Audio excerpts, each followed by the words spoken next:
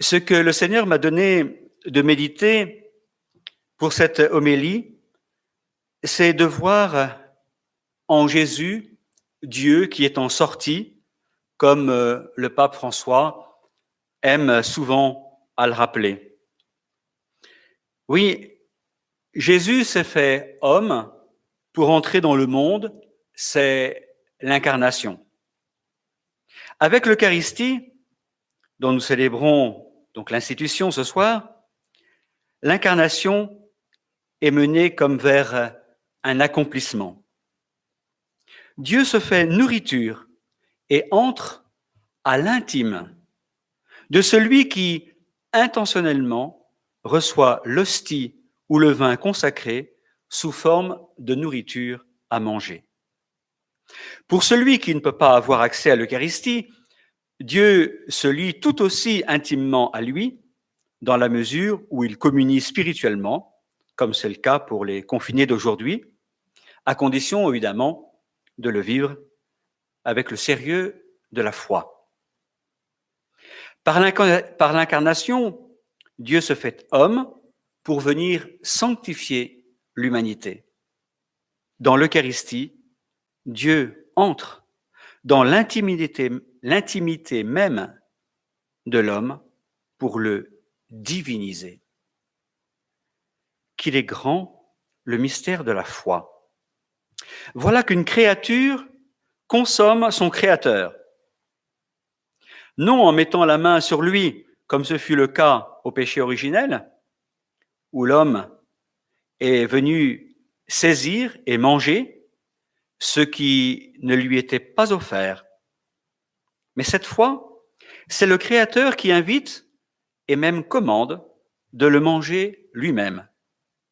Prenez et mangez-en tous, ceci est mon corps livré pour vous. Mangez quoi? Non pas une chose, mais quelqu'un.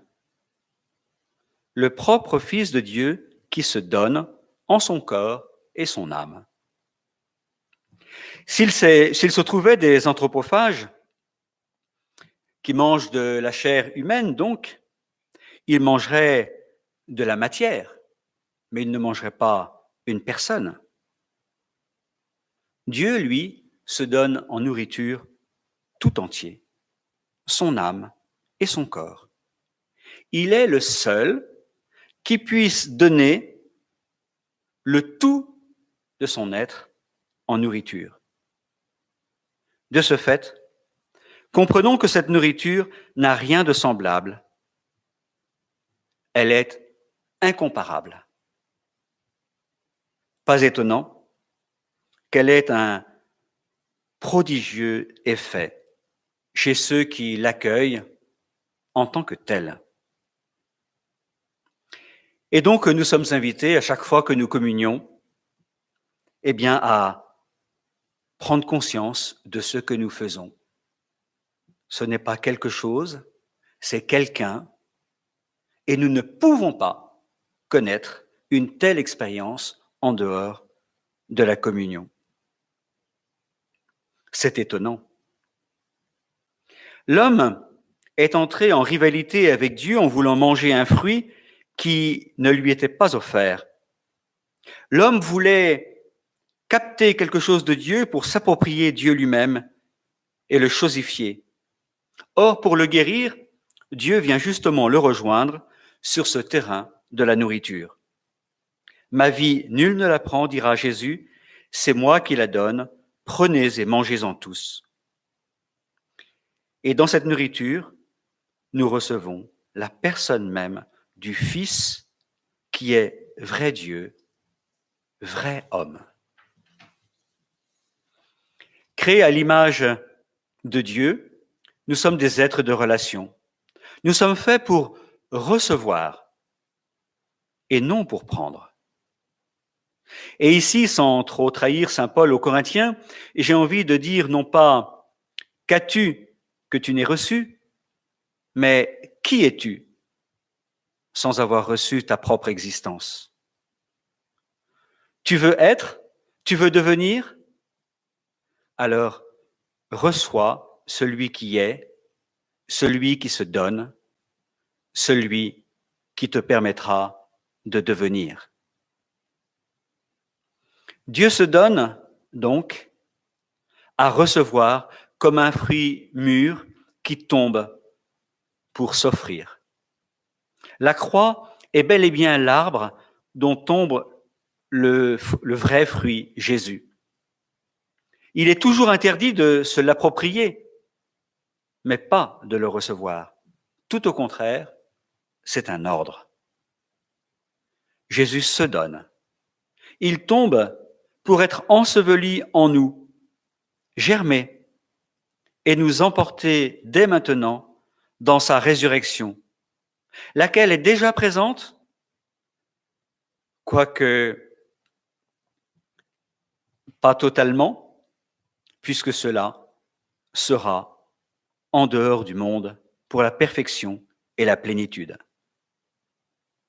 Notre monde découvre actuellement qu'il n'est pas aussi maître qu'il l'imaginait. Cette pandémie n'est-elle pas une occasion pour nous remettre dans cette position de réception que réclame l'Eucharistie? S'unir à celui qui se donne et non prendre pour dominer.